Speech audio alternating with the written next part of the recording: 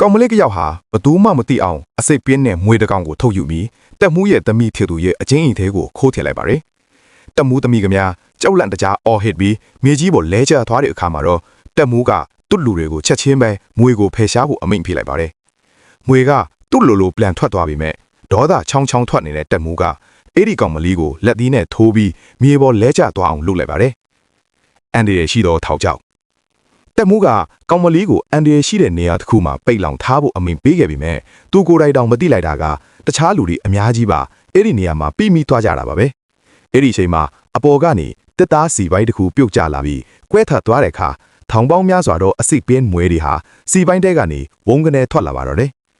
ကြောက်မတ်ဖွယ်အဆုံးသတ်လူတိုင်းဟာအသက်လူပြီးထွက်ပြေးကြပြီမဲ့ကောင်မလေးတစ်ယောက်ကတော့လဲကျသွားပြီးခဏချင်းမှာပဲမွေတွေရဲ့ဝိုင်းရံခြင်းကိုခံလိုက်ရပါတယ်ဒီမြင်းကွင်းကိုကြည့်ပြီးဒေးဗစ်ကတော့ထွက်မပြေးတော့ပဲသူ့ရဲ့ကံကြမ္မာကိုအေးအေးဆေးဆေးပဲလက်ခံလိုက်ပြီးတည်ဆုံးသွားခဲ့ပါတယ်